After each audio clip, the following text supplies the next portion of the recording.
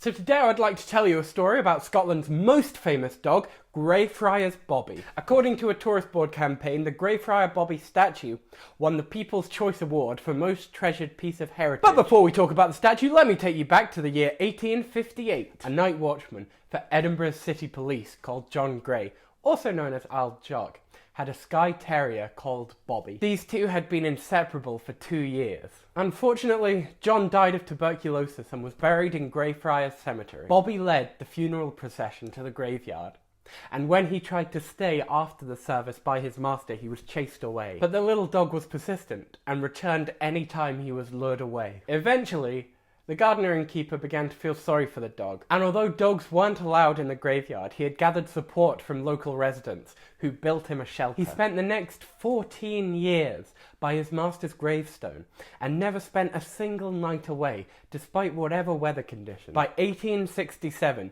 news had spread about the loyal dog. The Lord Provost of Edinburgh presented Bobby with a brand new collar. He also paid for his licence, so Bobby couldn't be put down. Unfortunately, in 1872, Bobby passed away at the age of 16, having stayed faithful to Al Jock's grave all those years. Because the graveyard itself was consecrated ground, Bobby couldn't be buried with his master, but he was instead buried 75 yards away inside the gate. A year after his burial, Lady Burdett Coutts was so moved by the story that she paid for a statue of Bobby to be resurrected just outside the graveyard.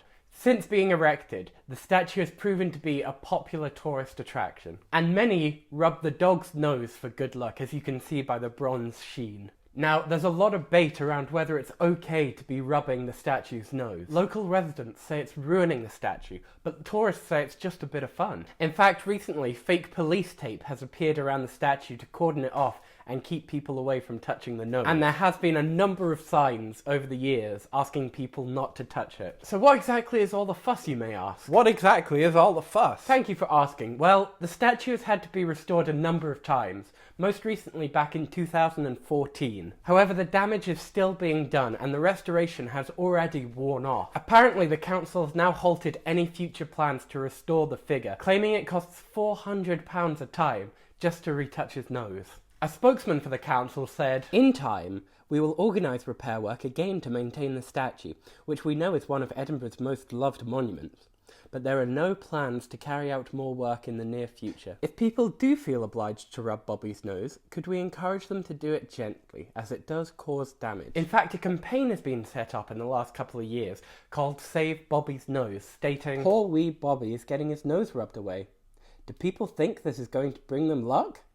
It's not so lucky for Bobby, as he soon won't have a nose." What do you think? Should tourists be stopped from rubbing the nose of the statue? Or would the experience be ruined? Is it even worth preserving? There's no question that it's a romantic tale. No pun intended. But is there any truth to this story? According to Dr. Bonson, a Welsh historian, he began to notice that there were pretty major differences between the pictures and photos of Bobby through the years. The different dogs fell into two categories: those before 1867 and those after.